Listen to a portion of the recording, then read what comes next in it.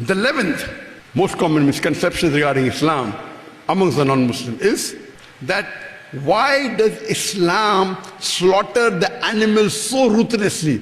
You know, you slaughter the neck and you let the animal writher and die in pain. Why does Islam kill the animal so ruthlessly?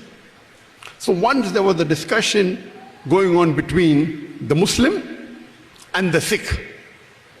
The Sikh are people mainly living in India, they wear a turban. And while they were having a discussion, that Sikh was objecting to the Muslim.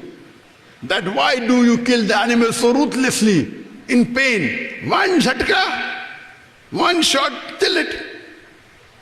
So our Muslim brother replied, you Sikhs, you are coward, you attack from behind the animal. We are mard ka bachcha, we are masho, we attack from the front. Anyway, this was battle of wits, this is not the reason. The Muslim, whatever he thought, battle of wits, that you are coward, when you give one jhatka, you attack from behind, the animal can't see you attacking. We are masho, mard ka bachcha. We are masho, we attack from the front. This was his logic, though it's not correct logic. Let us analyze today that is the Islamic system of slaughtering, the zabiha, correct or not? In Islam, it's called a zabiha, zakaitum, coming from the root word zaka, means to purify. And Islam, when we do zabiha, when we slaughter, there are some Islamic points to be noted. When we slaughter an animal, you should not slaughter in front of another animal. It is as though you are killing him twice. Point number one. When you slaughter an animal, you should not slaughter that animal in front of another animal, because when the animal sees his colleague, his friend being slaughtered, it is as though you are killing him twice. There are many rules, regulations, I'll just mention the main. Number two, the knife which you use for slaughtering should be sharp, so that it is a swift cut and least pain takes place. Number three, when you cut the throat, the windpipe and the vessels of the neck without damaging the spinal cord. When you cut the throat, the windpipe and the vessels of the neck, you should not damage the spinal cord. Therefore, cutting from behind is not permitted. Spinal cord is damaged. The reason is when you damage the spinal cord, there is cardiac arrest and the heart immediately stops.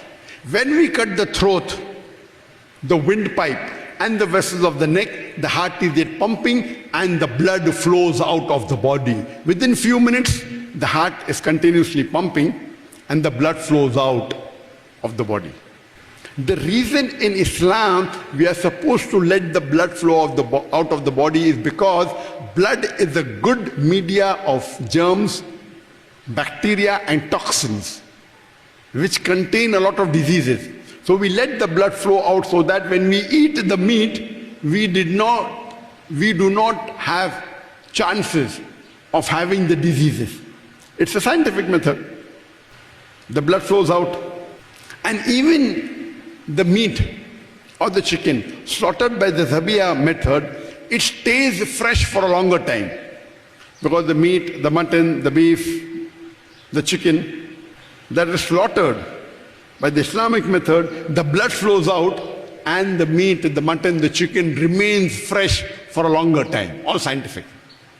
And many people have a misconception that when in Islam we do zabiha, when we slaughter, the animal writhers and kicks because of pain. No, when we slaughter and when we cut the throat, the windpipe and the vessels of the neck, we also cut the nerve that goes to the brain, which is responsible for feeling of pain.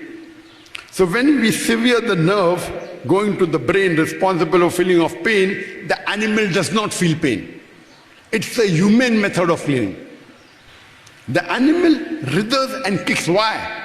Because of lack of blood in the muscle is contracting and relaxing to get more blood. So when it is contracting and relaxing, it is writhing. It is kicking. It is not kicking because of pain. It is trying because the blood is flowing out. It's trying to pump. So the muscles contract and relax. The animal kicks and writhers not because of pain, because of the blood flowing out of the body. So Islamic method is the most humane method. When we give a jhatka, or when we have electrocution, or the stunning method, many a time the animal does not die and dies a painful death.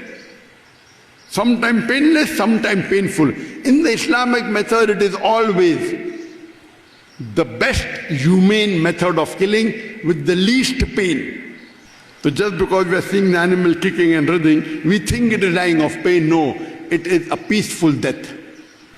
That's the reason the Islamic method of killing the animal is the best for the animal and best for others. When we do, we say Bismillah, Allahu Akbar. That in the name of Allah, who is the greatest. We are cutting the animal, killing the animal in the name of Allah with His permission so that we can eat it. It is the best and the most humane method of slaughtering the animal.